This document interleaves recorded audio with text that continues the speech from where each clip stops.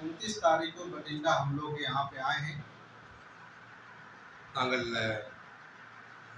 ஒரு சில நாட்கள் இங்கே தங்கி வெவ்வேறு இடங்களுக்கு சென்று கர்த்தருடைய பிள்ளைகளை குடும்பங்களை சந்திக்கவும், அதே சமயத்திலே நாங்கள் இந்த சுவிசேஷத்தை மற்ற மக்கள் மத்தியிலே பகிர்ந்து கொள்ளவும் கொடுத்த சந்தர்ப்பத்துக்காக நன்றி செலுத்துகிறோம்.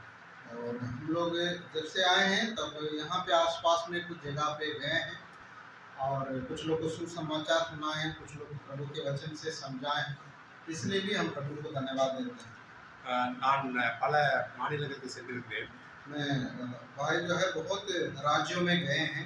ஒரு சில மாநிலங்களுக்கு செல்லும் பொழுது நாம் பயந்து சுவிசேஷத்தை அறிவிக்கக்கூடிய சூழ்நிலை பார்க்கிறோம். तो कुछ राज्यों में ऐसा है, प्रदेशों में डर के सुसमाचार को सुनाना पड़ता है। ஆனால் இங்கே வந்து பார்த்த பொழுது கர்த்தர் ஒரு திறந்த வாசலை சுவிசேஷத்துக்காக வைத்திருக்கிறது நினைத்து பார்க்கும்போது நிச்சயமாக நான் ஆண்டவருக்கு நன்றி செலுத்துகிறேன். तो जब मैं यहाँ पे आके देखा, प्रभु जो है सुसमाचार के लिए खुला हुआ रास्ता जो रखे हैं यीशु मसीह के बारे में, इसलिए मैं प्रभु को धन्यवाद देता हूँ। ஆண்டவர் அவருடைய கிருபையினாலும் இரக்கத்தினாலும் நம்மை அவருடைய இரத்தத்தினாலே கழுவி மீட்டு அவருடைய பிள்ளைகளாக இந்த இடத்துல வைத்திருக்கிறார். और प्रभु अपने अनुग्रह से हमको बचाया है और उनके लहू से हमको शुद्ध किया, यहाँ पे रखा है। ரட்சிக்கப்பட்ட ஒவ்வொரு விசுவாசிக்கும் ஒரு பொறுப்பு உண்டு. और जो लोग उद्धार पाए विश्वासी लोग को जिम्मेदारी है। ஆண்டவராய் இயேசு கிறிஸ்து பரத்துக்கு எடுத்துக்கொள்ளப்படுறதுக்கு முன்பதாக தன்னுடைய சீஷத்தை பார்த்து சொன்னார், நீங்கள் போய் சகல ஜாதிகளுக்கும் சுவிசேஷத்தை அறிவித்து பிதா குமாரன் பரிசுத்த ஆவியின் நாமத்தினாலே அவர்களுக்கு ஞானஸ்தானம் கொடுத்து நான் உங்களுக்கு கட்டளையிட்ட யாவையும் கை கொள்ளும்படியாக அவர்களுக்கு உபதேசம் பண்ணுங்கள், நான் உலகத்தின் கடைசி வரைந்த முடிவு வரைந்த நான் உங்களோடு கூட இருக்கிறேன் என்று சொல்லி நமக்கு வாக்குத்தத்தம் பண்ணியிருக்கிறார். यीशु मसीह इस दुनिया में जाने से पहले उन्होंने ये आज्ञा दिया है और इसलिए तुम जाना है, सारे जाति को सुसमाचार सुनाना, चेले बनाना, उनको पिता पुत्र पवित्र आत्मा नाम से बपतिस्मा देना और जो कुछ मैंने सिखाया उसको उन लोगों को सिखाना, जगत के अंत तक सदा मैं तेरे साथ रहता हूँ करके कहा। இயேசு கிறிஸ்து சொன்னார், வானத்திலும் பூமியிலும் சகல அதிகாரமும் எனக்கு கொடுக்கப்பட்டிருக்குன்னு சொல்லியிருக்கிறார். और प्रभु ने ये भी कहा, आकाश और पृथ्वी में सारा अधिकार मुझे दिया गया करके बोला। அந்த அதிகாரத்தின் அடிப்படையிலே நாம் வெவ்வேறு இடங்களுக்கு இந்த சுவிசேஷத்தை அறிவிப்பது நம்முடைய கடமையா இருக்கிறது. तो उस अधिकार के आधार पर हम लोग जो है अलग अलग जगह पे जाके यीशु समाचार को यीशु मसीह के बारे में बताना। இந்த சுவிசேஷம் அறிவிப்பது என்பது ஒரு முழு நேர ஊழியருக்கு அல்லது எவாஞ்சலிஸ்ட் மாத்திரமல்ல, ரட்சிக்கப்பட்ட ஒவ்வொரு விசுவாசியும் மற்ற மக்களை சந்தித்து இந்த ரட்சிப்புகளை கொண்டு வருவது நம்முடைய கடமையா இருக்கிறது. ये ना समझना भाई बहन, ये दूसरों को यीशु मसीह के बारे में जो बताना है ये सिर्फ सेवक का काम है, नहीं, हम सब जो उद्धार पाए हुए भाई बहनों के काम है और दूसरों को हम प्रभु के बारे में बताना।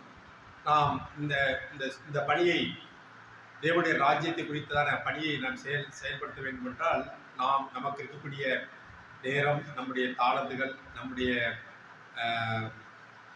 உடைமைகள், நம்முடைய பொருட்கள் இதெல்லாம் ஆண்டவருடைய சமூகத்திலே நாம் அர்ப்பணித்து இந்த ஊழியத்தை நிறைவேற்ற வேண்டியதாக இருக்கும். तो मान लीजिए अगर इस सेवा को अगर पूरा करना है तो हमारे समय को भी हमको देना पड़ेगा और हमारा मेहनत या परिश्रम भी उसमें हमको करना पड़ेगा। जो कुछ प्रभु ने आर्थिक आशीष हमें दिया है उसको भी हम प्रभु के राज्य के लिए इस्तेमाल करना पड़ेगा, तभी प्रभु के काम बढ़ेगा। நாம் இந்த சுவிசேஷத்தை அறிவிக்க வேண்டும் என்றால் நமக்கு இதுக்கு अनेक தேவைகள் உண்டு. और यीशु समाचार को यदि हम दूसरों को सुनाएंगे बहुत सारी आवश्यकता है इसमें। ஒரு பக்கம் நம்முடைய நேரம், நம்முடைய திறமை, நம்முடைய வரம், தாளந்துகளை நாம் கர்த்தருக்கென்று செலவிடுகிறோம். और एक तरफ अगर देखा जाएगा हमारा जो है समय, हमारा वरदान, हमारा जो कुछ प्रभु ने दिया हुआ जो है गिफ्ट जो है वरदान है, उसको ये सब एक तरफ हमको खर्च करना पड़ेगा। நமக்கு இருக்கக்கூடிய பொக்கிஷங்களை கூட ஆண்டவருக்காக நாம் செலவிடப்படுவதற்கு நம்ம ஆயத்தமா இருக்க வேண்டும். जो कुछ हमारी संपत्ति है उसमें भी हमको प्रभु के सेवा के लिए, सुसमाचार के लिए खर्च करने के लिए हमको तैयार होना है। இந்த நாளும் கூட நாம் ஆண்டவருக்காக எப்படி கொடுப்பது என்பதை குறித்து உங்களோட சுருக்கமாக பயன்படுத்த விரும்புகிறேன். तो आज मैं है प्रभु के लिए कैसे हम देह की सेवा कर सकते हैं, इसके संबंध में कुछ बात मैं आपको बताना चाहता हूँ। நாம் வேத புஸ்தகம் ஆதியாகமத்திலிருந்து வெளிப்படுத்தின விசேஷம் வரை பார்க்கும் பொழுது அநேக தேவனுடைய பிள்ளைகள் அங்கே கர்த்தருக்காக கொடுக்கக்கூடிய अनेक காரியங்கள் குறித்து நாம் பார்க்க முடியும். तो उत्पत्ति से लेकर प्रकाशित वाक्य तक अगर आप पढ़ेंगे, बहुत सारे परमेश्वर के लोग जो है उन लोग कैसे प्रभु के लिए दिया और सेवा को बढ़ाया। நாம் வேத புத்தகத்திலே ஆண்டவர் இது ஒரு கட்டளையாக கொடுத்திருக்கிறார். और बाइबल में और इसको परमेश्वर आज्ञा के रूप में भी दिया है। நாம் அந்த விதமாக பார்க்கும் பொழுது நாம் எந்த விதமாக நம்மை ஆண்டவருக்கு அர்ப்பணிப்பது, நம்மை எந்த விதமாக ஆண்டவருக்கு நம்மை முழுமையாக அர்ப்பணிப்பது என்று குறித்து நாம் இந்த நேரத்தில் சிந்திக்க இருக்கிறோம். तो हम अपने आप को किस प्रकार प्रभु के लिए सौंपना है, समर्पित करना है, इसके संबंध में जरा भी देखें। நாம் வேத புத்தகத்திலே ஒரு சில இடங்களிலே பார்க்கும் பொழுது ஆண்டவர் அங்கே தேவனுடைய பிள்ளைகளுக்கு அங்கே அந்த டைத்தை கொடுக்க வேண்டும் என்று சொல்லி விரும்புகிறார். और परमेश्वर पुराने नियम में और इस्राएलियों को ये सिखाया गया है, आप लोग दसवांश प्रभु के लिए देना है। நாம் டைத் அப்படின்னு சொல்லும் பொழுது அது எபிரேய வார்த்தையா இருக்கிறது. वो जो शब्द है दसवांश है, इब्रानी का जो भाषा में उसी भाषा से आया वो शब्द। டைத் என்று சொல்லும் பொழுது வேதத்திலே அது 10ல் 1 மடங்கை நம்முடைய வருமானத்திலிருந்து நாம் கொடுக்க வேண்டியதா இருக்கும். तो दसवांश का मतलब ये है, जैसे 10 में एक भाग जो है प्रभु की सेवा के लिए हमको देना है। நாம் பழைய ஏற்பாட்டிலே அந்த ஒரு விசுவாசி அவருடைய வருமானம் வரும் பொழுது அந்த 10 ரூபாய் சம்பாதிப்பாரானால் அந்த 1 ரூபாயை ஆண்டவருக்கு என்று அர்ப்பணிக்க வேண்டும். और मान लीजिए पुराने नियम में यदि कोई भी विश्वासी है, अगर एक दिन का कमाई उनका 10 रुपया है, तो 1 रुपया वो प्रभु के सेवा के लिए उनको अलग रखना है, देना है। ஆனால் நம்ம புதிய ஏற்பாட்டிலே பார்க்கும் பொழுது இந்த டைத் என்கிற வார்த்தையை நாம் அதிகமாக பயன்படுத்துவதில்லை. लेकिन नया नियम अगर आप देखेंगे, वैसा जो शब्द दसवांश का जो शब्द है यहाँ नहीं मिलेगा आपको। அதற்கு பதிலாக நாம் ஆஃபரிங் அல்லது கிவிங் என்ற வார்த்தையை பயன்படுத்துகிறோம். लेकिन उसकी जगह पे ये शब्द इस्तेमाल किया गया है और दान जो शब्द इस्तेमाल किया है, दसवांश नहीं लिखा लेकिन दान। பழைய ஏற்பாட்டிலே சொல்லப்பட்ட காரியத்தை நாம் வாசிப்போம். पुराने नियम में जो कहा गया उसको हम पढ़ेंगे। மல்கியாவின் புத்தகம் मलाकी की किताब 3வது அதிகாரம் 3रा अध्याय 8வது வசனத்திலிருந்து 10வது வசனம் வரை வாசிக்கலாம். मलाकी किताब उसका 3रा अध्याय 8, 9 और 10 वचन। 8வது வசனத்திலிருந்து the book of Malachi chapter 4 verse 8 through 10. Malachi Malkiya 9 में 1 से 10। हाँ, मलाकी 3, 8 से 10। क्या मनुष्य परमेश्वर को धोखा दे सकता है? पर देखो, तुम मुझको धोखा देते हो और तो भी पूछते हो, हमने किस बात में तुझे लूटा है? दसवांश और उठानी की बेटों में तुम पर भारी साफ पड़ा है, क्योंकि तुम मुझे लूटते हो। वरन सारी जाति ऐसा करती है, सारे दसवांश भंडार में ले आओ कि मेरे भवन में भोजन वस्तु रखें। और सेनाओं का यहोवा यो कहता है कि ऐसा करके मुझे परखो कि मैं आकाश के जरों को तुम्हारे लिए खोलकर तुम्हारे ऊपर अपरंपार आशीष की वर्षा करता हूँ कि नहीं। இங்கே நான் வாசிக்கும் பொழுது இங்கே கர்த்தர் இங்கே இஸ்ரேல் மக்களை பார்த்து சொல்கிறார், நீங்கள் என்னுடைய ஆலயத்திலே நீங்கள் தசமமாக கொண்டு வர வேண்டும். அந்த ஆண்டவர் கொடுக்கக்கூடிய காரியங்களிலே நீ கொடுக்கும் பொழுது உங்களை எந்த விதமாக நான் ஆசீர்வதிப்பேன்னு சொல்லி ஒரு सवालाக சொல்லக்கூடிய ஒரு காரியத்தை பார்க்கிறோம். और यहाँ पे प्रभु ये कह रहे हैं, आप लोग अपने जो भी है खेत या संपत्ति से दसवां ले आना है और ले आके उसको प्रभु के लिए दे के देखिए। उस समय देखना मैं किस प्रकार का तुमको आशीष दूंगा।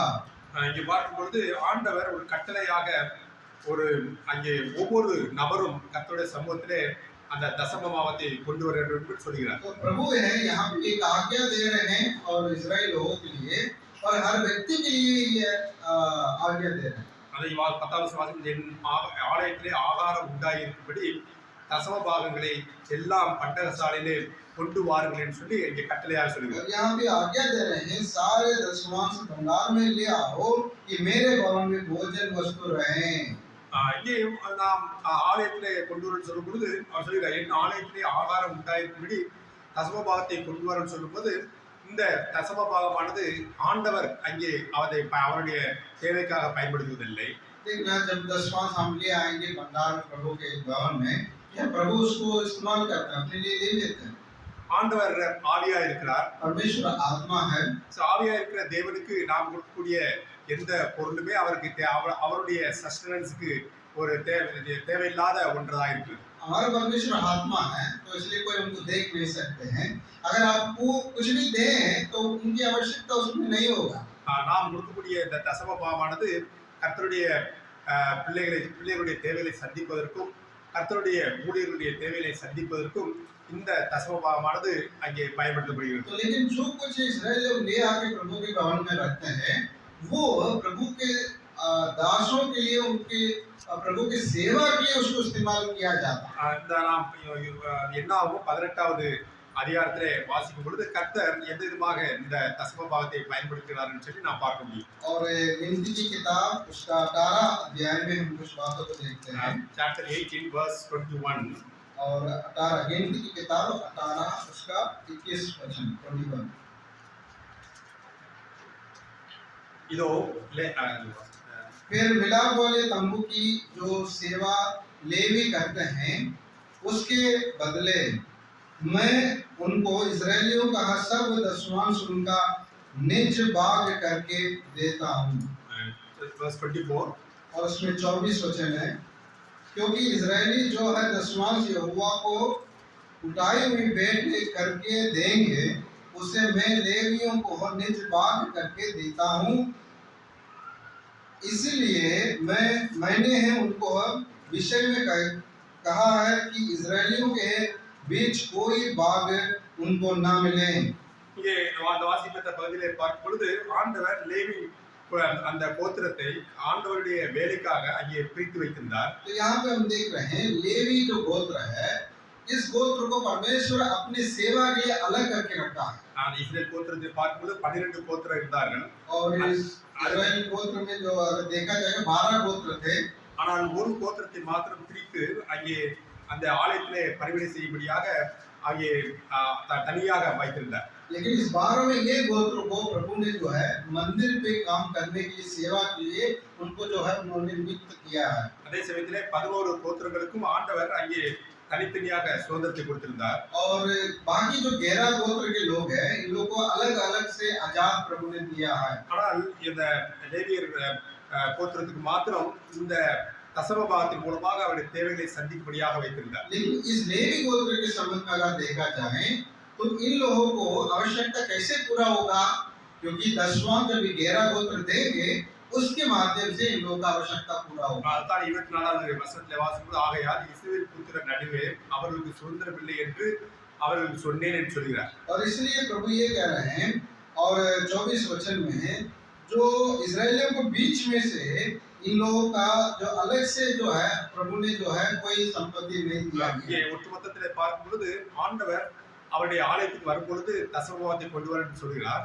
அதே தசமபாகமானது அங்கே கர்த்தருடைய பிள்ளைகளுடைய தேவைகளை சந்திப்பதற்கும் அங்கே அந்த லேவியர்கள் எப்படி அவர்கள் லேவியர்களுக்கு சுதந்திரம் இல்லாத அந்த சூழ்நிலையிலே அந்த வேலை செய்வதற்கு அந்த தசமபாகம் மூலமாக அவருடைய தேவைகளை சந்திக்கப்படுவதை நாம் பார்க்கிறோம். यहाँ पे 24 में लास्ट में देखते हैं तो लेवी गोत्र के लिए कोई भाग नहीं दिया गया, बाकी लोगों को दिया गया। लेकिन इन लोगों का काम क्या है? प्रभु के मंदिर में सेवा करना है। प्रभु के मंदिर में अगर सेवा करेंगे, उन लोगों की जो आवश्यकता है बाकी गोत्रों से ये पूरा होना है।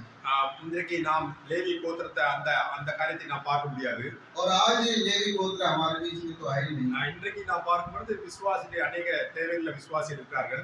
और आज अगर देखा जाएगा विश्वासी के बीच में भी कुछ आवश्यकता है, ऐसे विश्वासी भाई बहन भी हमारे बीच में। ஃபுல் டைம் எவாஞ்சலிஸ்ட் இந்த கர்த்தருடைய பணிக்கென்று தனியாக பிரித்தெடுக்கப்பட்ட நிலையிலே குடும்பமாக இருக்கிறார்கள். और उसके साथ साथ देखा जाएगा एक सेवक परिवार के साथ सब काम छोड़ के आप लोग के बीच में सेवा करने के लिए यहाँ पे आके सेवा कर रहे இந்த हैं। தேவைகள் எல்லாமே நாம் கொடுக்கக்கூடிய இந்த ஆஃபரிங் மூலமாக சந்திக்கப்படுகிறது. तो उन लोगों की जो आवश्यकता है, जो हम दान देते हैं, इसके द्वारा ही वो पूरा उन लोग की आवश्यकता होगा। அதே விதமாக நாம் புதிய ஏற்பாட்டில் வரும்பொழுது இந்த டைத்துங்கிற வார்த்தையை அதிகமாக பயன்படுத்துவதில்லை. तो दसवां का जो शब्द है नए नियम में ज्यादा आपको मिलेगा नहीं है। நாம் ஆஃபரிங் என்றும் கிவிங் என்ற அந்த வார்த்தையை பயன்படுத்துகிறோம். तो दान के बारे में पढ़ सकते हैं, देना करके ऐसा शब्द को हमको मिलेगा। இன்றைக்கு நாம் இந்த டைத்துங்கிற அந்த டைப்பை நாம் இன்றைக்கு ஃபாலோ பண்ண முடியாது. तो आज जो है दसवांश का पुराने नियम में जैसे लोग देते थे वैसा आज हम लोग फॉलो नहीं करेंगे। ஆனால் ஆண்டவர் இந்த 10 ஒரு பங்கை காட்டிலும் அதிகமாக நம்மிடத்தில் எதிர்பார்க்கிறார். तो लेकिन प्रभु क्या चाहते हैं, पुराने नियम में मतलब 10 में एक बार प्रभु के लिए देना, लेकिन और अभी अगर देखा जाएगा उससे ज्यादा ही परमेश्वर अपनी सेवा के लिए इंतजार करते हैं। ஆண்டவர் உங்களை எந்த அளவுக்கு ஆசீர்வதித்திருக்காரோ அந்த அளவுக்கு நீங்கள் உங்களை அர்ப்பணிக்கும்படியாக உங்க ஆண்டவருக்கு நீங்கள் உதாரத்துவமாக இருக்கும்படியாக ஆண்டவர் எதிர்பார்க்கிறார். किस प्रकार के प्रभु ने आपको जो आशीष दिया है, तो उस प्रकार को आपको इच्छा से प्रभु की सेवा के लिए काम के लिए देना है। ஒருவேளை இந்த டைப்பிங் சொல்லும் பொழுது நம்முடைய கொடுப்பதனுடைய ஒரு ஆரம்ப கட்டமாக இருக்குது ஒழிய அது அது அது அது முடிவல்ல, அது ஒரு அதுதான் நம்முடைய கிவிங் என்ற அந்த அர்த்தத்தில் நான் கொள்ள முடியாது. तो दान या देना है ये मान लीजिए शुरुआत है, लेकिन यही समाप्त ना समझना हमको। இந்த விதமாக நாம் புதிய ஏற்பாட்டில் வரும்பொழுது நாம் எப்படி கொடுக்க வேண்டும்ங்கிற காரியத்தை குறித்து நாம் சற்றே சிந்திப்போம். और अभी नए नियम में देखेंगे किस प्रकार को हमको देना है और उसमें हम थोड़ा देखेंगे। முதலாவது நாம் பார்க்கும் பொழுது நாம் எப்படி கொடுக்க வேண்டும், யாருக்கு கொடுக்க வேண்டும், எவ்வளவு கொடுக்க வேண்டும் என்கிற காரியத்தை குறித்து நாம் சற்று நேரம் சிந்திப்போம். और अभी हम देखेंगे कैसे देना, किसको देना, कितना देना है, तो इस सेवा में इसके संबंध में जरा देखें। முதலாவது நாம் புதிய ஏற்பாட்டிலே வாசிக்கும் பொழுது நாம் கொடுக்கும் பொழுது எப்படி எந்த மனப்பான்மையோடு கொடுக்க வேண்டும் என்று சொல்லப்படுகிறது. तो जब हम प्रभु के लिए दे हैं, हमारा उस समय मन किस प्रकार का होना चाहिए। நாம் கொடுக்கும் பொழுது நம்முடைய மனநிலையானது ஆண்டவருக்கு நமக்குள்ள அந்த மனப்பாங்கு சரியாக இருக்க வேண்டும். और जब आप देते हैं, आपका और प्रभु का जो रिश्ता है ना, ये पहले सही से होना चाहिए। முதலாவது ஆண்டவர் சொல்கிறார், நீங்க கொடுக்கும் போது நீங்கள் ரகசியமாக கொடுக்க வேண்டும் விரும்புகிறார். अब प्रभु ये चाहते हैं आप जब भी देते हैं गुप्त में देना है करके प्रभु चाहते हैं। நான் வாசிப்போம் மத்தேயு எழுதின சுவிசேஷம் मत्ती सुसमाचार chapter 6 6 अध्याय verse 1 through 4 और 1 से लेकर 4 तक। मत्ती सुसमाचार 6 अध्याय और उसका 1 से लेकर 4 तक। सावधान रहो, तुम मनुष्यों को दिखाने के लिए अपने धर्म के काम ना करो, नहीं तो अपने स्वर्गीय पिता से कुछ भी फल ना पाओगे। इसलिए जब तू दान करे तो अपने आगे तुरी ना बजवा, जैसे कपड़ी सभाओं गलियों में करते हैं, ताकि लोग उनकी बड़ाई करें। मैं तुमसे सच कहता हूँ कि वे अपना प्रतिफल पा चुके हैं। परंतु जब तुम दान करें तो जो तेरा दाहिने हाथ करता है उसे तेरा बाएं हाथ न जाने पाए, ताकि तेरा दान गुप्त में रहे, और जब तेरा पिता जो गुप्त में देखता है तुझे प्रतिफल देगा। ये வாசிக்கிறோம். நான் நம்முடைய தர்ம காரியங்களை செய்யும் பொழுது ஆண்டவர் சொல்கிறார், நீங்கள் உங்கள் மனுஷர் காண வேண்டும் என்று அவர்களுக்கு முன்பாக உங்கள் தர்மத்தை செய்யாதபடிக்கு எச்சரிக்கையா இருங்க என்று சொல்றார். यहाँ पे जो शब्द इस्तेमाल किया है सावधान रहो, ठीक है। तो सावधान रह किसमें सावधान रहना, जब आप इस धर्म के काम जब आप करते हैं दिखावा वाला ना करना है। மற்ற அந்த நாட்களிலே அந்த ஆஃபரிங் கொடுக்கும் பொழுது மற்றவர்கள் புகழும்படியாக, மற்றவர்கள் அவர்களை கனப்படுத்தும்படியாக அல்லது அவர்களை உயர்த்தி பிடிக்கும்படியாக அந்த நாட்களிலே அந்த அவர்கள் கொடுக்கக்கூடிய காணிக்கை பகிரங்கமாக கொடுத்தார். और उस समय में उस जमाने में जब देते थे ये लोग क्या करते थे, तो देंगे जरूर, लेकिन जब देते थे दूसरे लोग देंगे और खुले में दे देंगे, सब लोग हमको आदर करें, ऐसा इस प्रकार का सोच के साथ ये लोग काम करते हैं। அப்படி நாம் பகிரங்கமாக செய்யும் பொழுது அந்த ஆண்டவர் பரலோகத்தில் கொடுக்கக்கூடிய ரிவார்டை இங்கே மனுஷருக்கு முன்பாக நீங்கள் அடைந்து விட்டீர்கள் என்று சொல்கிறார். तो अगर आप इस प्रकार के खुले में सबके सामने दिखावा का काम अगर आप करेंगे देंगे, प्रभु क्या कह रहे हैं, आपको स्वर्ग में जो मैं प्रतिफल रखा हूं ना, ये प्रतिफल आप इस पृथ्वी पे पा लिया करके लिखा। நாம் செய்யக்கூடிய எந்த ஒரு தர்ம காரியங்களும் செலுத்தக்கூடிய காணிக்கை எல்லாமே ஆண்டவருடைய பார்வையிலே அது ரகசியமாக இருக்க வேண்டும். நாம் கொடுக்கக்கூடிய இந்த காணிக்கையானது வலதை கொடுக்கும் பொழுது இடது கைக்கு தெரியாமல் இருக்க வேண்டும் என்று சொல்லி சொல்கிறார். और यहाँ पे प्रभु ये कह रहे हैं, जब जहाँ दाएं हाथ जब देते हैं तो बाएं हाथ उसको जानना ना पाए करके लिखा।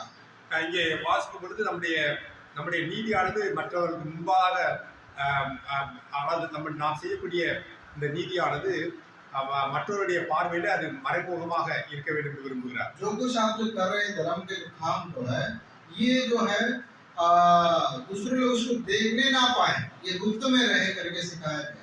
அதுதான் இங்கே இந்த பகுதியிலே வாசிக்கலாம். முதலாவது நாம் கொடுக்கக்கூடிய காணிக்கையானது அது ரகசியமாக இருக்க வேண்டும். और पहली बात ये है, जब आप देते हैं प्रभु की सेवा के लिए काम के लिए, वो गुप्त में होना चाहिए। அப்பொழுதுதான் ஆண்டவர் பரலோகத்திலே நாம் பரலோகத்துக்கு செல்லும் பொழுது நாம் இந்த உலகத்திலே எவ்வளவு அவருடைய பணிக்காக அவருடைய வேலைக்காக எவ்வளவு நாம் செஞ்சிருக்கிறோமோ அதற்கு ஏற்ற விதமாக ஆண்டவர் பரலோகத்திலே உங்களுக்கு ரிவார்ட் கொடுப்பார். रहेगा तो आप जितने भी यहाँ पे आपने काम किया है प्रभु की सेवा के संबंध में, उसके लिए परमेश्वर प्रतिफल आपको स्वर्ग में देगा। இரண்டாவது காரியம், நாம் கொடுக்கும் பொழுது நம்முடைய மனப்பாங்கு நல்ல உற்சாகமாக சந்தோஷமாக நாம் கொடுக்க வேண்டும். और दूसरी बात, जब हम देंगे तब जो है उत्साह के साथ हमको देना है, मतलब खुशी के साथ प्रभु के लिए देना है। ஆண்டவர் பிதாவாகிய தேவன் நம்மை மீட்பதற்காக ஆண்டவராகிய இயேசு கிறிஸ்துவை அவர் தன்னுடைய குமாரனையே நமக்காக அங்கே பஸ்காவாக பலியாக நமக்கு ஒப்பு கொடுத்து நம்மை மீட்டுக் கொண்டிருக்கிறார். और पिता परमेश्वर ने क्या किया है, हमको बचाने के लिए उनका पुत्र प्रभु यीशु मसीह को पसे के जब पर्व है तो उन लोग मनाते हैं, इस प्रकार बलिदान के रूप में प्रभु को दे के ही उन्होंने हमको छुड़ाया है। அவருடைய குமாரனை கொடுத்தது ஏதோ முறுமுறுத்தோ அல்லது ஒரு கட்டாயத்தின் பேரில் அவருடைய குமாரனை கொடுக்கவில்லை. அவரே மனமும் வந்து நம்மை மீட்பதற்காக தன்னுடைய குமாரனையே கொடுத்திருக்கிறார். और जब पिता परमेश्वर ने पुत्र को दिया हमारे लिए, तो कुड़कुड़ा के नहीं दिया, उन्होंने स्वेच्छा से और उन्होंने प्रभु यीशु मसीह को दिया हमारे लिए। நாமும் இந்த ஆண்டவருடைய சமூகத்தில் வரும் பொழுது ஆண்டவர் கொடுக்கும்போது நாம் உற்சாகமாக கொடுக்க வேண்டும் விரும்புகிறார். और यही प्रभु हमसे भी चाहता है, जब प्रभु के सम्मुख में आए उनको जो दान करें तो खुशी के साथ हम प्रभु के लिए दें। நாம் கொண்டிய 9வது அதிகாரத்திலே நாம் எப்படி கொடுக்க வேண்டும் என்று இங்கே பார்க்க முடியும். दूसरा कोरिन्थियों उसका 9 अध्याय में यहाँ पे लिखा है, chapter 9 verse 6 onwards, और दूसरा कोरिन्थियों की किताब उसका 9 अध्याय और 6 पद से लेकर, परंतु बात यह है, जो थोड़ा बोता है वो थोड़ा काटेगा भी, और जो बहुत बोता है वो बहुत काटेगा। हर एक जन जैसे मन में काने वैसा ही दान करें, न कुड़कुड़ा के और न दबाव से, क्योंकि परमेश्वर अर्श से देने वाले से प्रेम रखता है।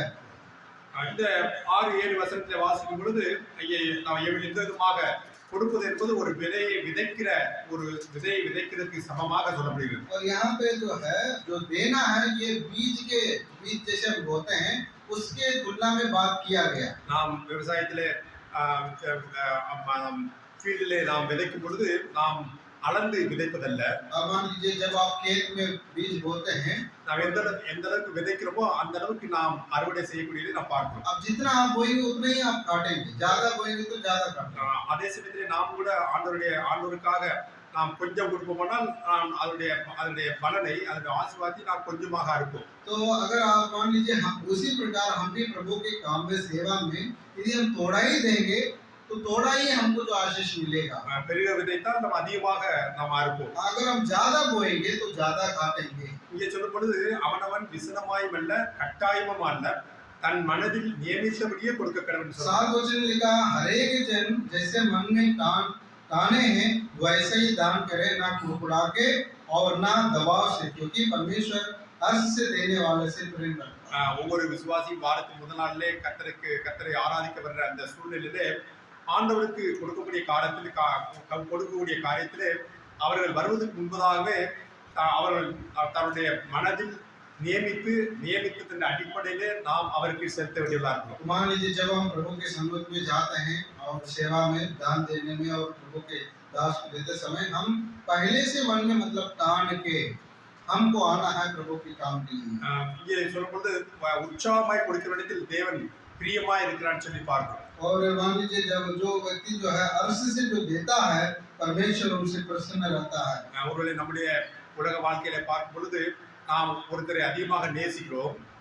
अगर मान लीजिए दुनिया में देखा जाएगा यदि कोई व्यक्ति से ज्यादा अगर प्रेम किया है, ஆனால் நான் அதிகமாக நேசிக்கிற நேசத்தை நாம் எந்த அளவுக்கு அவர்களுக்கு கொடுக்கிறோமோ அந்த அடிப்படையில தான் அங்கே அந்த அந்த உறவானது அல்லது நாம் ஒருத்தருக்கு இருக்கக்கூடிய அந்த பிரியம் அதிகமாக வர்றதை பார்க்கிறோம். तो मान लीजिए हम प्रेम करने वालों को क्या करेंगे, हम देंगे, दे के दिखाएंगे मैंने आपसे कितना प्रेम किया है करके, क्योंकि वो जो रिश्ता है प्रेम हो।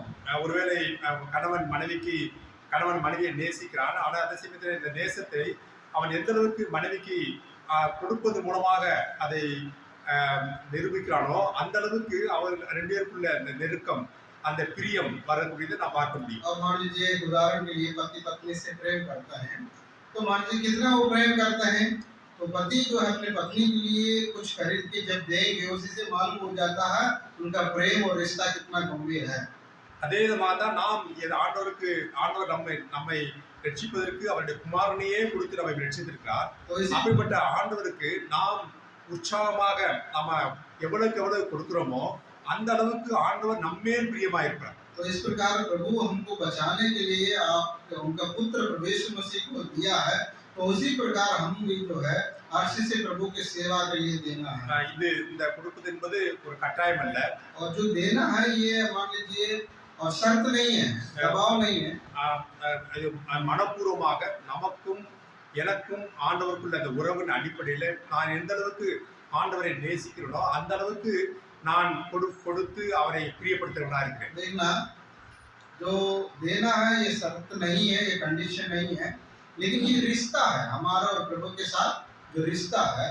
तो इसलिए जितना हम प्रभु की सेवा के लिए हम जब देंगे तो मान लीजिए हमारा जो रिश्ता है और इसलिए उसके आधार को प्रूव करने के लिए हमको इस प्रकार को देना है।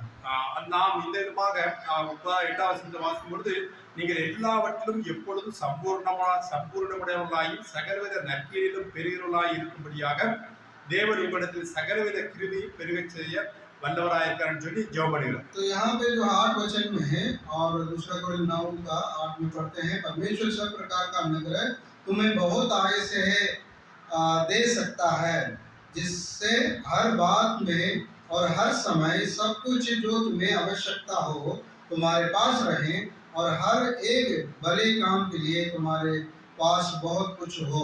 இதிலே நாளுக்கு நாள் நாம் பெருக வேண்டும் और इसमें देने में प्रतिदिन बढ़ना चाहिए।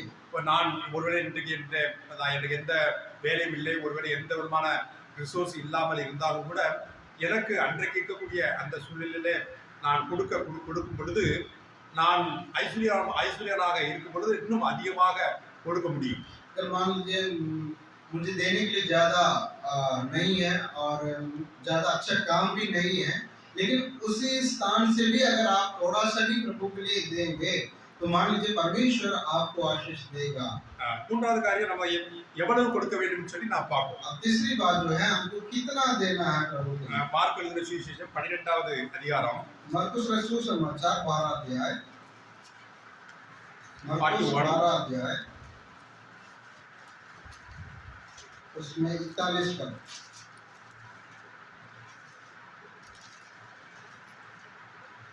41 and 42 41 और 42, मरकुस 12 अध्याय 41 और 42।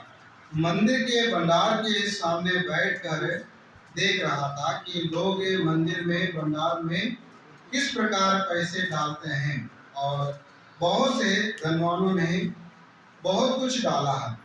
42 और इतने में एक कंगाल विधवा ने आकर जो 2 दामड़ियां जो एक अदने के बराबर होती है डाली है। मरकुस 12 और 12 उसका 41 और 42। 43 भी पढ़ लें। ஆ. இங்கே நான் இந்த பகுதியை நீங்கள் வாசித்திருப்பீர்கள். और यहाँ पे आपको पहले से पता है ये क्या है। இங்கே ஆண்டவராய் இயேசு கிறிஸ்து ஒரு ஏழையான ஒரு விதவை போட்ட காணிக்கையை அந்த சபைக்கு முன்பாக உயர்த்தி காட்டுகிறதை நாம் பார்க்க முடியும். यहाँ प्रभु यीशु मसीह एक विधवा के भंडार में जो दान जो दिया है ஒருவேளை நாம் उसके बारे में थोड़ा प्रभु ऊंच स्वर से उसके बारे में बात कर रहे हैं। ஒருவேளை நாம் இங்கே வந்திருக்கும் பொழுது நாம் ஏழ்மையிலே தரித்திரத்திலே ஒருவேளை வந்திருக்க முடியும். हो सकता है हम में से भी मान लीजिए कुछ जो है अपने कंगालपन में भी हम आए होंगे। இன்னொரு வகையில பார்க்கும்போது ஒருவேளை நம்ம ஆண்டவர் நம்மை நம்மை அதிகமா ஆசீர்வதித்து நம்ம ஐஸ்வர்யம் உள்ளவர்களாக இருக்க முடியும். और दूसरी तरफ अगर देखा जाएगा प्रभु हो सकता है आपको समाज में अच्छा आशीष के साथ भी रखे होंगे। ஆனால் ஐஸ்வர்யவான்கள் அந்த காணிக்கையை போடுவதை காட்டிலும் அந்த வறுமையிலே தனக்கு இருந்த அந்த ஜீவனத்துக்கு இருந்த அந்த 2 பைசாவை கூட அவனுக்கென்று வைத்துக் கொள்ளாதபடிக்கு அவன் அதை கர்த்தருக்காக அந்த காணிக்கையிலே முழுமையாக கொடுக்கிறதை நாம் பார்க்கிறோம். मान लीजिए धनवान लोग तो अपने धन से जो है कुछ निकाला है, लेकिन यहाँ विद्वान ने जो है आकर उसने अपने जो कंगालोपन से जो है 2 दमड़ियां उन्होंने डाला है उधर। ஒருவேளை நான் ஒருவேளை வைத்துக் கொள்வோம் என்பது ஒரு 50 ரூபாய் என்று வைத்துக் கொள்வோம். अगर ये मान लीजिए एक उदाहरण बता रहा हूँ, यदि मेरे पास सिर्फ 50 रुपया है, அந்த 50 ரூபாய் இருந்தால் தான் இன்றைக்கு என்னுடைய ஜீவனத்துக்கு அது அது போதுமானதாக இருக்க முடியும். तो इस 50 रुपया अगर मेरे पास रहेगा तभी आज का मैं दिन को गुजार सकता हूँ। ஆனால் இதை போடும் பொழுது என்னுடைய ஜீவனத்துக்கான அடுத்த நேரத்திற்கு எனக்கு என்னுடைய ஜீவனத்துக்கான இல்லாம நிலைமை போகக்கூடிய நிலைமை இருக்குது. तो मान लीजिए अगर मैं इसको डाल दूं तो आगे क्या होगा, तो मतलब आज मैं समय कैसे गुजारें, एक सवाल हमारे अंदर आ जाता है। ஆண்டவர் அந்த அந்த விதவை போட்ட தனக்கு இருந்த அந்த குறைந்த அமௌண்டை போட்டது நிமித்தமாக ஆண்டவர் சொல்கிறார் இந்த ஏழை விதவை அதிகமாய் போட்டாருன்னு சொல்கிறார். और इस विधवा ने आके 2 दमड़ियां जो डाली है, प्रभु क्या कह रहे हैं, तो चेले से बुला के ये कहा, सच में कहता हूँ मंदिर में भंडारों में से डालने वाले से और इस कंगाल विधवा ने सबसे बढ़कर डाला है। ஒருவேளை என்னுடைய வருமானம் இந்த மாதத்திலே ஒரு லட்சம் ரூபாய் வைத்துக் கொள்வோம். अगर मान लीजिए मेरा इनकम जो है इस महीना का 1 लाख रुपया है, ஆனால் நான் 1 லட்சம் ரூபாயிலிருந்து நான் 10,000 ரூபாயை நான் கர்த்தருக்கு மினிமம் அந்த தசம பாகத்தை நான் போடுகிறேன். तो मान लीजिए 1 लाख में 10,000 में प्रभु की काम की अगर मैंने डाल दिया है, அதே சமயத்தில் ஒரு நபர் இன்றைக்கு அவருடைய வருமானம் 100 ரூபாய் என்று வைத்துக் கொள்வோம். और दूसरा एक उदाहरण ये है, एक व्यक्ति का एक दिन का कमाई 100 रुपया समझो, அந்த 100 ரூபாய் எல்லாமே அவருடைய ஜீவனத்துக்கு வேண்டியதா இருக்கிறது. और वो जो 100 रुपया उनको ज्यादा ही आवश्यकता है समझना। ஆனால் அந்த குறைவான வருமானத்தில் கூட அவள் அங்கே கர்த்தருக்கென்று அதை பிரித்து வைத்து அதை போடும் பொழுது ஆண்டவர் நாம் போட்ட 10,000 காட்டிலும் அவள் போட்ட அந்த 10 ரூபாய் அது மிக பெரிதா இருக்குன்னு சொல்லி ஆண்டவர் மெச்சித்துக் கொண்டிருப்பார். तो प्रभु यहाँ पे क्या कह रहे हैं, यदि मान लीजिए हम 1 लाख में 10,000 दें, उससे बढ़कर एक दिन का अगर 100 रुपया हमारे कमाई अगर उसको अगर हम दें प्रभु के लिए, तो प्रभु उस 10,000 के बारे में तारीफ नहीं कर रहे हैं, लेकिन इस 100 रुपया के बारे में जो तारीफ कर रहे हैं उससे बढ़कर इस विधवा ने दिया है। நான் 10,000 ரூபாய் போட்டது என்னுடைய பரிபூரணத்திலிருந்து எடுத்து போட்டேன். और मैं 10,000 जब मैं दिया था मेरे पास बहुत था, उसी से मैंने कुछ निकाल के दिया। ஆனால் அந்த ஏழை விதவையானவள் அவருடைய வறுமையிலிருந்து அவர் கர்த்தருக்கென்று அந்த 2 பைசாவை செலுத்தினதை பார்க்கிறோம். लेकिन इस विधवा ने क्या किया है, अपने कमाई के बहुत धन से नहीं है, वो कंगालों में से ही कुछ जो है प्रभु के लिए दिया। இந்த விதமாக தான் ஆண்டவர் இதை நாம் நமக்கும் ஆண்டவர்கள் உறவின் அடிப்படையில் நாம் அவரை எந்த அளவுக்கு நேசிக்கிறோமோ அந்த அளவுக்கு நாம் அவருக்கு கொடுத்து அவரை பிரியப்படுத்துகிறவர்களாக இருக்கிறோம். तो कितना हम उनसे प्रेम करते हैं तो उतना हम प्रभु के लिए दे के उनको प्रसन्न करना है। புதிய ஏற்பாட்டிலே வாசிக்கும் போது பார்க்கும் பொழுது இந்த டைத் என்பது ஒருவேளை நாம் டைத் என்று சொல்லி அதை நாம் பிராக்டிஸ் பண்ணுவோம் என்றால் ஏதோ மற்ற மளிகை கடை ஈபி பில் செலுத்துறது போல ஆண்டவருக்கு 10 மடங்கு செலுத்துறது என்பது இன்னொரு பில்லாக மாறிவிடும். देखना और पुराने में जैसे दशमांश जो लिखा है, तो अगर हम दशमांश को सही से अगर फॉलो करें, हम हर महीने जैसे किराने की दुकान में जाते हैं, हमारे घर के सामान लेते हैं, उसका पैसा देते हैं, और बिजली बिल आता है उसका हम पैसा देते हैं और भी कुछ अन्य काम के लिए हम पैसा देते हैं। तो इस प्रकार से ये भी हो जाएगा आपको, ऐसा नहीं। நாம் இதை இந்த டைட்டில் என்பது ஒரு லீகலைஸாக இதை ஒரு சட்டப்பூர்வமாக மாற்றாதபடிக்கு நமக்கும் அவருக்குள்ள அடிப்படையில் ஆண்டவர் எவ்வளவு நம்மை ஆசீர்வதித்திருக்காரோ அந்த அளவுக்கு நாம் கொடுத்து அவரை பிரியப்படுத்த வேண்டியதாக இருக்கும். इसको कानून ना बनाना है, दशवांश हमको देना है, ठीक है। लेकिन ये रिश्ता के आधार पर आपको जितना प्रभु ने आपको दिया है आशीष दिए, उसके हिसाब से आप उसको प्रभु के लिए देना है। ஒருவேளை உங்களால கொடுக்க முடியவில்லை என்றாலும் கூட அது தவறல்ல. அது ஆண்டவர் அங்கே அந்த ஆண்டவர் உங்களுடைய உள்ளத்தை பார்க்கிறார். கொடுக்க முடியாத சூழ்நிலை கூட உங்களை நேசிக்கிறார். உங்களை உங்களை உங்களை உங்க மேல் பிரியமா இருக்கிறார். यदि मान लीजिए आप दे नहीं सकते हैं, आपके पास नहीं है, तो तो कोई बात नहीं, परमेश्वर आपसे प्रेम करता है क्योंकि आपको मन को वो अच्छे से जानते हैं। ஒருவேளை மற்ற சபையில சொல்வார்கள், நீங்கள் தசம பாவத்தை கொண்டு வரல என்றால் நீங்கள் ஆண்டவருடைய பார்வையில் நீங்கள் சபிக்கப்படுவீர்கள் என்று சொல்லி மற்றவர்கள் போதிக்கிறது பார்க்கிறோம். दूसरे कुछ कलीसिया ऐसा है, उन लोग ऐसे सिखाते हैं यदि आप दशवांश ना देंगे आपके ऊपर श्राप आएगा करके, ऐसा नहीं। ஆனால் ஆண்டவருக்கும் நமக்குள்ள உறவின் அடிப்படையில் நாம் அவருடைய பார்வையில உண்மையா இருக்கும் பொழுது ஒருவேளை நாம் போட முடியாமல் கொடுக்க முடியாத சூழ்நிலை இருந்தாலும் கூட ஆண்டவர் நம்மை சபிக்கக்கூடிய தேவன் அல்ல. तो मान लीजिए प्रभु जानते हैं हर बातों को, हमारे दिल को भी जानते हैं, उनको मालूम है हमारे से कि यदि हम दे नहीं पा रहे हैं तो मान लीजिए प्रभु कभी भी हमको श्राप नहीं देंगे। நான் ரோமர் கழுந்த நிருபம் 12வது அதிகாரத்துல रोमरी को किताब उसका 12 अध्याय 1வது வசனத்தை வாசிக்கும் பொழுது ஆண்டவர் நம்மிடத்துல எதிர்பார்க்கிற விஷயம் என்னன்னா நம்முடைய whole life will be surrendered to him. तो 12 अध्याय का पहले वचन में हम ये पढ़ते हैं, प्रभु क्या हमसे चाहते हैं, हमारा जो है शरीर जो है पूरी तरह से प्रभु के लिए सौंपना है। இங்க வாசிக்கிறோம், நீங்கள் உங்கள் சரீரங்களை பரிசுத்தமும் தேவனுக்கு பிரியமான ஜீவ பலியாக ஒப்புக் கொடுக்க வேண்டும் என்று சொல்லி விரும்புகிறார்.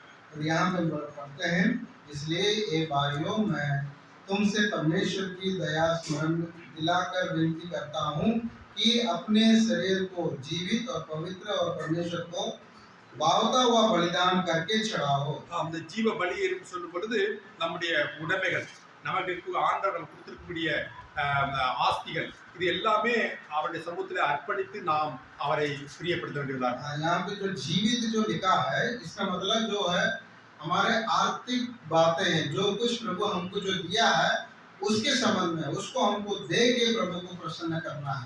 நாம் கர்த்தருக்கு ஒரு பரிசுத்தமான வாழ்க்கை வாழ்வது மாத்திரமல்ல, அல்லது நம்முடைய சரீரத்தை பரிசுத்தமாக வைத்துக் கொள்வது மாத்திரமல்ல, அல்லது நம்மை சுயத்தை வெறுத்து அவருடைய சமூகத்திலே நாம் அர்ப்பணிக்கக்கூடிய ஒரு காரியம் மாத்திரமல்ல, அல்லது அவருடைய வாயினால் அவரை ஆராதித்து மகிழ்வதற்கு மாத்திரமல்ல, நம்முடைய உடைமைகள் மூலமாகவும் அவருக்கு முன்பாக நம்ம ஜீவ பலியாக அர்ப்பணிக்க வேண்டும். तो मान लीजिए हम पवित्र हो गए हैं, पवित्र होना जरूरी है और कुछ बुराई से दूर रहना है वो भी है, अपने आप को इनकार करना वो भी है, लेकिन ये सब एक तरफ है। लेकिन यहाँ पे जो हमारे आर्थिक बातों में जो कुछ प्रभु ने दिया है उसमें भी हमको दे के हमको इस प्रकार का जो चढ़ाना है। இதே விதமாக நாம் எப்படி ஒரு சில மக்கள் இதே அடிப்படையிலே கர்த்தருக்கு முன்பாக ஒரு தியாகத்தோடு கொடுத்த ஒரு மக்களை குறித்து நாம் பார்க்க முடியும். तो इस प्रकार मैं एक और उदाहरण ले आता हूँ जो है और त्याग से इन लोग ने जो प्रभु के लिए काम के लिए दिए हैं। இங்கே கூட பவுல் கொரிந்தியர் 2வது நிருபத்திலே 8வது அதிகாரத்திலே முதல் 3 வசனத்திலே நாம் பார்க்க முடியும். और दूसरा कोरिन्थियों 8 अध्याय पहला 3 वचन में हम ये पढ़ सकते हैं। இங்கே மக்கதோனியா நாட்டு சபைகளுக்கு தேவன் அளித்த கிருபையை அறிவிக்கிறேன் என்று சொல்கிறார். और यहाँ पे जो है प्रभु पौलुस ये कह रहे हैं, तो परमेश्वर ने मकदोनिया के लिए जो अनुग्रह जो दिया है उसको मैं समाचार के रूप से मैं देता हूँ। இங்கே மக்கதோனியா சபை மக்கள் அவர்கள் மிகுந்த உபத்திரத்தினாலே சோதிக்கப்படுகையில் கொடிய தரித்திரமுடையவர்களாய் இருந்தும் தங்கள் பரிபூர்ண சந்தோஷத்தினாலே மிகுந்த உதாரத்துவமாய் கொடுத்தார்கள் என்று சொல்லி வாசிக்கிறோம். और दूसरा वचन में 8 के दूसरे में देखते हैं कि क्लेश की बड़ी परीक्षा में उनके बड़े आनंद और बारी कंगालपन में उनकी उदारता बहुत बढ़ गई करके लिखा है। இங்கே வாசிக்கும் பொழுது அவர்கள் கொடுக்கும் பொழுது அவர்கள் பரிபூரணத்திலிருந்து கொடுக்கவில்லை. तो यहाँ पे हम लोग जो है अपने बहुत ऐसे ही नहीं किया है। அவர்கள் மிகவும் பயங்கரமான உபத்திரத்துக்கு மத்தியில கடந்து செல்கிறார்கள். पहले तो हम लोग क्लेश के बीच में ऐसे ही गुजर रहे हैं பயங்கரமான தரித்திரத்திலே இருக்கிறார்கள். और कंगालपन में हम लोग रहते हैं। அப்படி இருந்தாலும் கூட उसके बावजूद भी மற்ற சபைக்கு அந்த தேவைகள் இருக்கும் பொழுது और दूसरे कलीसिया में जब आवश्यकता को ये लोग जब देख रहे हैं தங்கள் பரிபூர்ண சந்தோஷத்தினாலே மிகுந்த உதாரத்துவமாய் கொடுத்தார்கள். और ये लोग जो है और कंगालपन में से उदारता से बहुत उन लोग ने दिया है। அது சொல்லும் பொழுது அவர்கள் திராணிக்கு தக்கதாக தங்கள் திராணிக்கு மிஞ்சியும் கொடுத்தார்கள். और उन लोग जो है यहाँ पे लिखा है अपनी सामर्थ्य पर वरन सामर्थ्य से भी बाहर मन से दिया है करके। ஒருவேளை எனக்கு 100 ரூபாய் மாத்திரம் இருக்கு வைத்துக் கொள்வோம். तो अगर समझ लीजिए मेरे पास सिर्फ 100 रुपया है நார்மலா 10 ரூபாய் போட்டால் 90 ரூபாயை வைத்து இன்றைக்கு நான் என் குடும்பத்தை ஓட்ட तो मैं 10 रुपया முடியும். दे सकता तो 90 रुपया मेरे पास रख के आज के दिन को मैं गुजार सकता हूँ। அதே சமயத்துல நான் 90 ரூபாய் போடும் பொழுது அது என்னுடைய திறமைக்கு அப்பாற்பட்ட ஒரு காரியமா இருக்கு. अगर मान लीजिए मैं 10 रुपया रख के 90 रुपया डाल दिया है मतलब हमारे जो है और यहाँ जैसे इन लोग ने जो दिया है इस प्रकार का एक उदाहरण हो जाएगी। அதே விதமா தான் சொல்லி தங்கள் திராணிக்கு மிஞ்சியும் கொடுக்க தாங்களே மனதனுள்ளாய் இருந்ததற்கு பவுல் அங்கே சாட்சியாக சொல்கிறார். और पौलुस यहाँ पे ये गवाह दे रहे हैं मेरी ये गवाह है कि उन्होंने अपनी सामर्थ्य वरन सामर्थ्य से भी बाहर मन से दिया है। அங்கே அவர்கள் அங்கே உதாரத்துவமாக காணிக்கையை கொடுத்தது மாத்திரமல்ல और उन लोग उत्साह से जो है दिया है दान को उतना ही नहीं 5வது வசனத்துல வாசிக்கும் பொழுது நாங்கள் நினைத்தபடி மாத்திரம் கொடாமல் தேவனுடைய சித்தத்தினாலே முன்பு தங்களை தாமே கர்த்தருக்கும் பின்பு எங்களுக்கும் ஒப்பு கொடுத்தான்னு சொல்லி சொல்றார். और 5वां वचन में ये पढ़ते हैं जैसे हमने आशा की थी वैसे ही नहीं वरन उन्होंने प्रभु को फिर परमेश्वर की इच्छा से हमको भी अपने आप को दे दिया है। இங்கே வாசிக்கும் முதலாவது தேவனுடைய சித்தத்துல முன்பு தங்களை தாமே கர்த்தருக்கு ஒப்பு கொடுத்தார். तो उन लोग जो है प्रभु की इच्छा के लिए पहले अपने आप को दे दिया பின்பு எங்களுக்கும் ஒப்பு கொடுத்தாருன்னு சொல்லி और उसके बाद जो हमारे लिए भी उन लोगों ने अपने आप को दिया। முதலாவது இங்கே இருக்கக்கூடிய எவாஞ்சலிஸ்டுக்கு முன்பாக அவங்களை ஒப்படைக்கிறதுக்கு முன்பதாக நீங்கள் உங்களுடைய சரீரத்தை நீங்கள் கர்த்தருக்கு முன்பாக அவருக்கு முன்பாக உங்கள் சரீரங்களை ஒப்படைக்க வேண்டும். और यहाँ पे हम क्या देखते हैं पहले आप लोग अपने आप को प्रभु के दास के हाथ में सौंपने के पहले उसके पहले हमको अपने आप को प्रभु के लिए सौंपना है। நாம் முதலாவது நம்முடைய ஆஃபரிங்கை கொடுக்கும் பொழுது அது முதலாவது ஸ்தல சபைக்கு நாம் கொடுக்க வேண்டியவர்களா இருக்கும். और जब हम दान देते हैं तो हमारे स्थानीय कलीसिया में उसको हमको देना है। ஸ்தல சபையானது உங்களுடைய ஆவிக்குரிய நிலைமையிலும் சரி சரீரபூர்வமான நிலைமையில உங்களை போஷிக்கக்கூடியதா இருக்கு. तो स्थानीय कलीसिया जो है आपको आत्मिक और आर्थिक दोनों तरफ से जो है और संभालने वाला कलीसिया है। சபையினுடைய பராமரிப்புக்காக பணம் தேவைப்படுகிறது. और कलीसिया को संभालने के लिए देखभाल के लिए पैसा की आवश्यकता है। அது கரண்ட் பில் இருக்கலாம், தண்ணி பில், வாட்டர் பில்லா இருக்கலாம். இந்த காரியங்கள் எல்லாம் செலுத்துவதற்கு நமக்கு பணம் தேவையா இருக்கு. और बिजली का या पानी का या और भी अन्य आवश्यकता होगा उसके लिए पैसा की आवश्यकता है। ஒரு சபையில விதவைகள் இருக்கலாம் அல்லது தரித்திரம் உள்ளவர்கள் இருக்கலாம், ஏழைகள் இருக்கலாம். இவர்களுடைய தேவையை சந்திப்பதற்கு பணம் தேவைப்படுகிறது. कलीसिया में विधवा हो सकते हैं, गरीब लोग हो सकते हैं, कंगाल हो सकते हैं, उन लोग की आवश्यकता को पूरा करने के लिए भी पैसा की आवश्यकता है। இதெல்லாம் மேலாக நாம் வெவ்வேறு இடங்களுக்கு சென்று இந்த சுவிசேஷ பணியை அவுட்ரீச் ப்ரோக்ராம் செய்வதற்கு பணம் தேவையா இருக்கு. और इससे बढ़कर मान लीजिए अलग अलग जगह पे जाना है, यीशु समाचार को लोगों तक पहुंचाना है, उसके लिए पैसा की आवश्यकता है। முதலாவது நாம் நம்முடைய ஸ்தல சபைக்கு परिपूर्णமாக சந்தோஷமாக நாம் கொடுக்க வேண்டும். और पहला हमारे स्थानीय कलीसिया में हमको इच्छा से मन से उत्साह से हमको देना है। இந்த தேவனுடைய பிள்ளைகளையும் ஊழியர்களுடைய தேவைகளை சந்திப்பதற்கு நாம் கட்டாயமாக அங்கே கொடுக்க வேண்டியவர்களாக இருக்கிறோம். तो प्रभु के जो है सेवा को पूरा करने के लिए, प्रभु के दास की आवश्यकता को पूरा करने के लिए जरूरी है हमको देना है। நாம் சபையானது நம்முடைய விசுவாசிகளுக்கு மாத்திரமல்ல, ஊழியருக்கு மாத்திரமல்ல, இதை தாண்டி கூட நாம் ஸ்ட்ரேஞ்சர்ஸ், பரதேசிகளாக இருக்கிறவர்களுக்கு அல்லது அந்நியர்களுக்கும் அவர்கள் தேவை இருக்கும் பொழுது நாம் நம்மால் இயன்ற உதவிகளை நாம் செய்ய வேண்டும். और यहाँ पे कलीसिया में सेवक और गरीब कंगाल विधवा विश्वासी लोग हैं, इन लोग की आवश्यकता को पूरा करना। इसके बाहर समाज में भी कुछ लोग गरीब लोग और भी होंगे और आपको इससे लगता है इन लोग की आवश्यकता है, आप उन लोग को भी कुछ मदद करना है। இயேசு கிறிஸ்து இந்த உலகத்துல வாழ்ந்த பொழுது கூட அவர் யூத பின்னணி வந்தாலும் கூட யூத மக்களுக்கு மாத்திரம் அவர் செயல்படவில்லை. तो यीशु मसीह दुनिया में जब आए उनका अगर देखा जाएगा यहूदी जात से आए लेकिन सिर्फ यहूदी लोग के लिए उन्होंने मदद नहीं किया। ஒரு ஒரு ஒரு தடவை சிரோமோனிக்கா அந்த ஸ்திரீ தன்னுடைய மகளுடைய அந்த பிசாசுடைய பிடியிலிருந்து ஆண்டவரிடத்துல போய் அவர் கெஞ்சுகிற பொழுது அங்கே ஆண்டவர் அந்த அவருடைய மகளுடைய அந்த ஈவில் ஸ்பிரிட்டிலிருந்து விடுதலையாக்கி குணமாக்குற காரியத்தை நம்ம और பார்க்கிறோம். एक बार हम जो है ये देख सकते हैं एक अन्य जाति स्त्री जो यीशु मसीह के पास आके विनती किया मेरी बेटी के ऊपर दया करो दुष्ट आत्मा से पीड़ित है करके, तो वो यहूदी नहीं था लेकिन फिर भी प्रभु यीशु मसीह ने उसके लिए मदद किया है।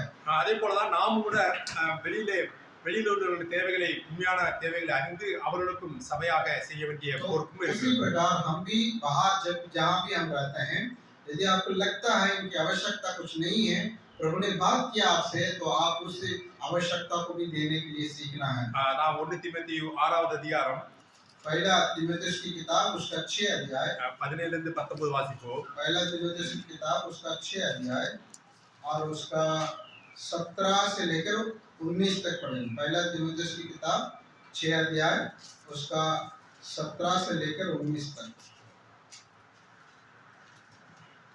इस संसार के धनवानों को आज्ञा दें कि वे अभिमानी ना हो और चंचल धन पर आशा ना रखें, परंतु परमेश्वर पर जो हमारे सुख के लिए सब कुछ बहुत आय से देता है वे भलाई करें और भले कामों में धनी बने और उदार और सहायता देने से तत्पर हो और अब आगे के लिए एक अच्छी नींव डाल रखें कि सच्चे जीवन को बस में कर लें। இங்கே கூட அப்போஸ்தலனாகிய பவுல் ஐஸ்வர்யவான்களை குறித்து சொல்கிறார். यहाँ पे भी पौलुस जो है धनवान के बारे में कहते हैं। நாம் ஒருவேளை உலகத்துடைய பார்வையிலே நமக்கு வீடு கார் பங்களா மற்றபடி விலை மதிப்பு மிக்க பொருட்கள் இருக்கும் பொழுது உலகத்துடைய பார்வையில் நாம் ஐஸ்வர்யவான்களாக நாம் பார்க்கப்படுகிறோம். यदि मान लीजिए हमारे पास खुद का घर है गाड़ी है और भी कुछ चीजें हैं तो समाज के नजर में हम धनवान हैं। ஆனால் ஆண்டவர் நமக்கு உலகத்திலே இப்படிப்பட்ட ஐஸ்வர்யங்களை நமக்கு கொடுத்திருந்தால் கூட ஆண்டவருடைய பார்வையிலே நாம் இந்த ஐஸ்வர்யத்தை மற்றவருடைய உபயோகத்திற்கு உதாரணத்துவமாக கொடுக்கும் பொழுது நம்முடைய செய்கைகள் மூலமாக உண்மையிலே ஆண்டவருடைய பார்வையிலே நாம் ஐஸ்வர்யவான்களா இருக்கிறோம். तो मान लीजिए समाज के नजर में हम धनवान हैं लेकिन अगर हम प्रभु के काम के लिए सेवा के लिए और उत्साह से जब देंगे तो परमेश्वर के नजर में भी हम धनवान बनेंगे। அந்த நான் பார்க்கக்கூடிய இந்த ஐஸ்வர்யம் எல்லாமே ஒரு நாள்ல அது அழிந்து போகக்கூடியது மாறி போகக்கூடியதா இருக்கும். तो इस संसार का धन जो कुछ है एक दिन सब मिट जाएगा। ஆனால் நாம் ஆண்டவருக்காக செய்யக்கூடிய பணிகள் சேவைகள் நாம் ஆண்டவருக்காக செலவிடக்கூடிய காரியங்கள் இதுதான் பரலோகத்திலே அது நிற்கக்கூடியதா இருக்கு. लेकिन आप प्रभु के लिए जो कुछ देंगे सेवा करेंगे और वो है आपके लिए और नित्य हमेशा के लिए स्वर्ग में रहेगा। அதனால நாம் கர்த்தருக்கு மனப்பூர்வமாக கொடுப்பதிலே நாம் உதாரணத்துவமாக இருப்போம். प्रभु को देने में हर्ष से हमको देना है उत्साह से देना है।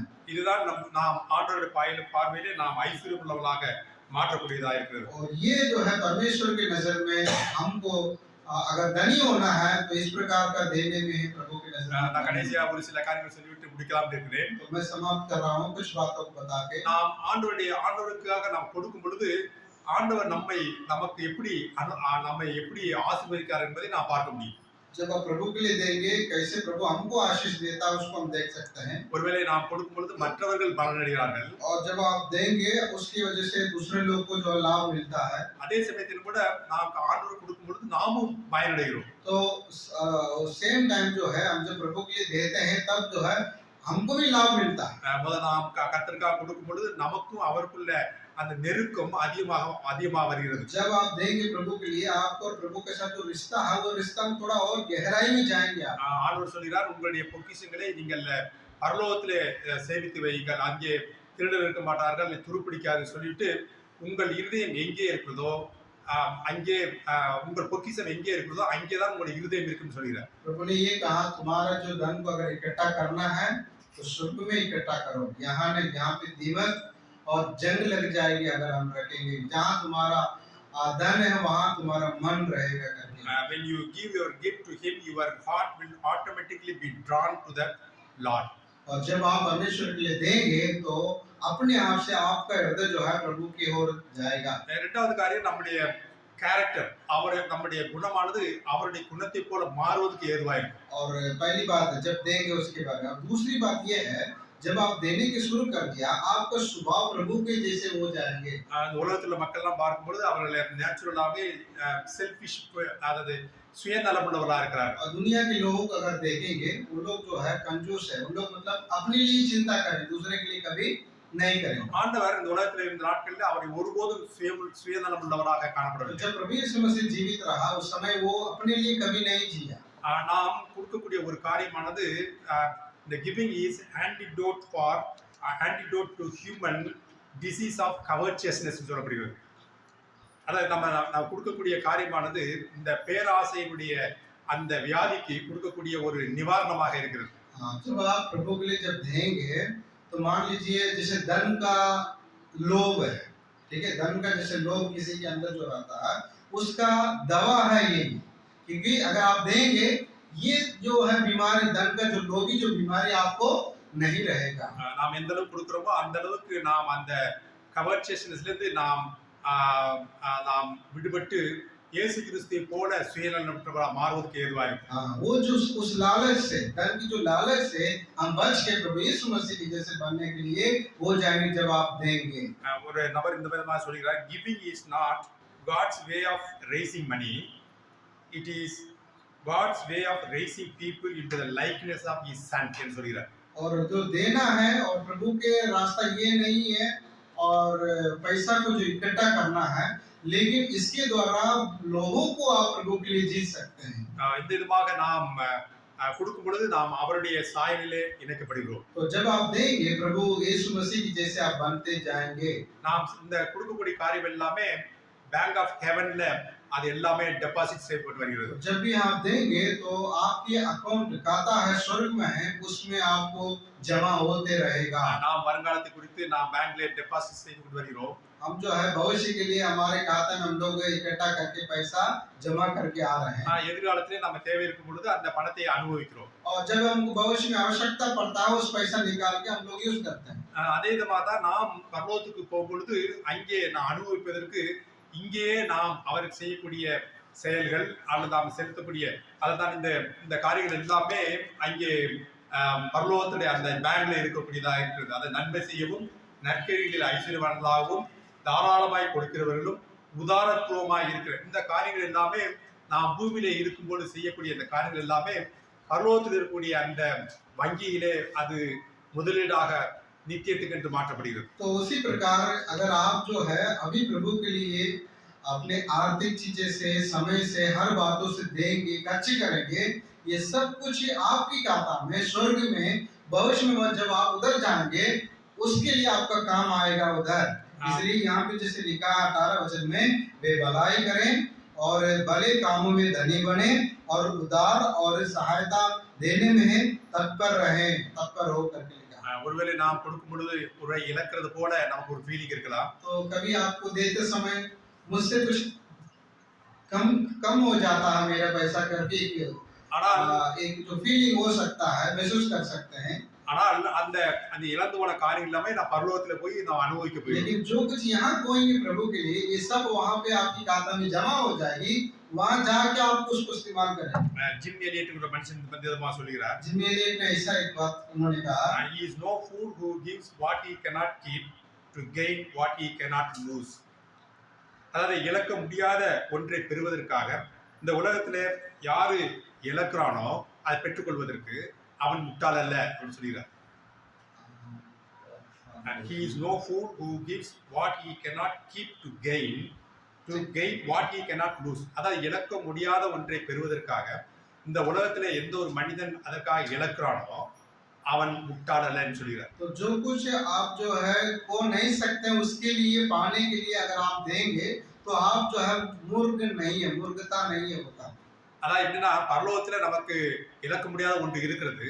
அந்த இழக்க முடியாத ஒன்றை பெறணும்னா இந்த பூமியில நாம் இழந்தோம்னா மனிதருடைய பார்வையிலே நாம் முட்டாளா இருப்போம், ஆனா ஆண்டவருடைய பார்வையிலே நாம் புத்திசாலிகளா இருப்போம். तो मान लीजिए स्वर्ग में जो कुछ है वो कभी खोएगा नहीं, वो हमेशा रहेगा।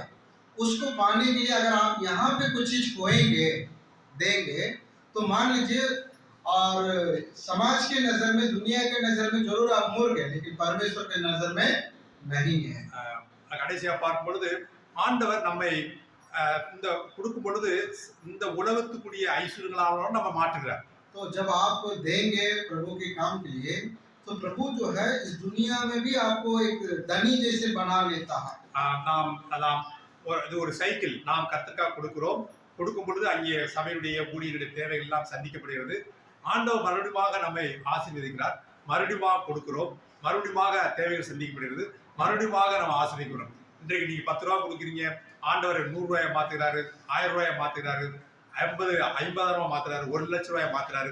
ஆண்டவர் நம்முடைய ரிசோர்ஸையும் அவர் வர்த்திக்க பண்ணக்கூடியவரா இருக்கார். देखना ये है एक चक्कर जैसे है, आप देंगे फिर प्रभु आपको आशीष देगा, फिर आप देंगे फिर प्रभु आपको आशीष देगा, फिर देंगे प्रभु आपको देता है। ये इस प्रकार का चक्कर जैसे चलते रहेगा।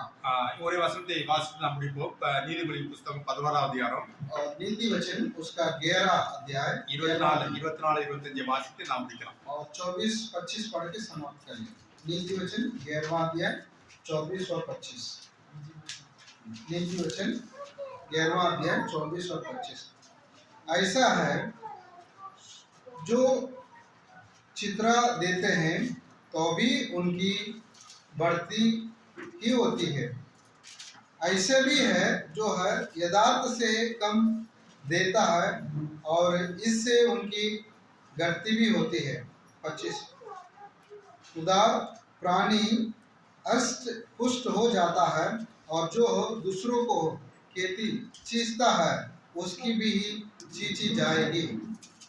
இங்கே வாசிக்கும் பொழுது என்ன வாசிக்கிறோம்? உதாரண குணமுள்ள ஆத்மா செழிக்கும், எவன் தண்ணீர் பாய்ச்சுகிறானோ அவனுக்கு தண்ணீர் பாய்ச்சப்படும் என்று சொல்லப்படுகிறது. तो उदार प्राणी जो है हष्ट पुष्ट हो जाते हैं, हष्ट पुष्ट हो जाते लिखा है, और दूसरों को जो चीजता है उसकी भी सींची जाएगी लिखा है। நான் ஆண்டவர் சொல்ற வாரி இறைக்க வேண்டும் என்று சொல்கிறார். तो इसका मतलब आप जो है चीचना है करके लिखा है। வாரி இறைக்கும் பொழுது நீங்கள் அதிகமாக பெறுவீர்கள் என்று சொல்கிறார். तो अगर जितना आप चीचेंगे उतना आप बढ़ेंगे।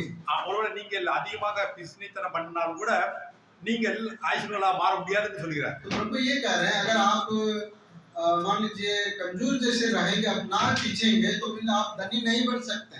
வாரி இறைத்தவன் ஒரு நாளும் அவன் ஏழ்மையா போனதல்ல. तो जब आप खींचेंगे कभी भी आप गरीब के कंगालपन में कभी नहीं जाएंगे। அதே சமயத்துல பிசினித்தனம் பண்ணி ஐஸ்வர்யங்களா மாறதும் இல்லை. तो मान लीजिए आप अपने लिए रखते बचा बचा के रखेंगे, उससे आप धनी कभी बन नहीं पाएंगे। ஆண்டவர் உங்களை நீங்க கொடுக்கும் பொழுது உங்களுடைய ஆத்மா செழிப்பாகுங்கிறார். तो जब आप देंगे तो आपका जो है प्राण जो है वो है हरा जैसे बन जाएगा। உங்களுடைய தேவைகள் எல்லாம் சந்திக்கப்படும் சொல்கிறார். आपकी आवश्यकता परमेश्वर पूरा करेगा। அந்த ஆண்டவர் சொல்றார், நீங்கள் எனக்கு என்னுடைய ஆலயத்திலே தசமபாகத்தை கொண்டு வாருங்கள், அப்பொழுது உங்கள் பண்டகசாலையை நிரப்பும்படியாக உங்களுடைய தேவைகள், உங்கள் ஆகாரம் எல்லாம் சந்திக்கும்படியாக நான் செய்வேன் என்று சொல்லி அதை சோதித்து பாருன்னு சொல்றார். मलाकी में हमने पढ़ा था ये वचन, प्रभु ये कह रहे हैं, आप जो है अपने जो आर्थिक बातों को मेरे मतलब भंडार में जो है सन्मुख में ले आओ, और उसके बाद आप देखो मैं आपकी घर की आवश्यकता को मैं पूरा जो आकाश का कोर कर मैं आपको दे दूंगा। ஒருவேளை இப்படி வைத்துக் கொள்வோம், ऐसा हम समझे।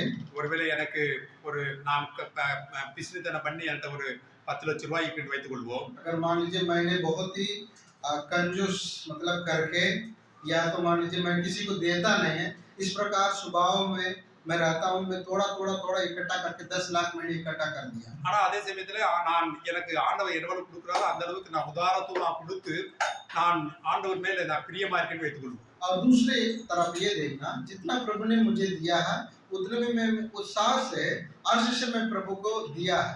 ஒருவேளை நம்ம ஆண்டவர் உதாரத்துவமா கொடுக்கும் பொழுது ஆண்டவர் நமக்கு எல்லா சுகத்தோடு பலத்தோடு நமக்கு எந்த ஒரு லாஸ் இல்லாதபடிக்கு ஆண்டவர் நம்மை பாதுகாக்கிறவரா இருக்கு. मान लीजिए अगर आप इस प्रकार का उत्साह से देंगे, प्रभु आपको स्वस्थ रखता है, कोई बीमारी नहीं है, अच्छे से आप रहते हैं।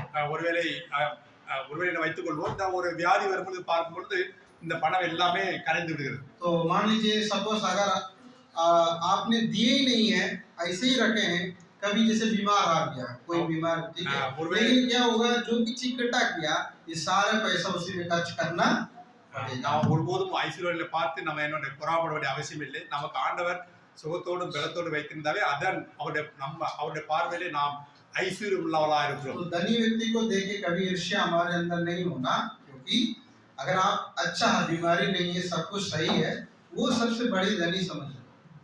நாம் வருகிற நாட்களில் நாம் நம்மை ஆண்டவருக்கு முழுமையாக ஒப்பு கொடுப்போம். तो आने वाले समय में हम अपने आप को प्रभु के लिए सौंप दें। ஆண்டவர் நம்ம எந்த அளவுக்கு ஆசீர்வதிக்கிறாரோ அந்த அளவுக்கு அவருக்கு மனப்பூர்வமாக கொடுத்து அவரிடத்துல பிரியமாக இருக்க நாம் நம்மை அர்ப்பணிப்போம். जितना प्रभु ने दिया है और उतना प्रभु के लिए उत्साह से देके, हर्ष से देके, और जो रिश्ता है उसको हम बढ़ाएं। தேவன் நாமே இந்த வசனங்களை ஆசீர்வதிப்பார். प्रभु इस वचन के ऊपर आशीष दे।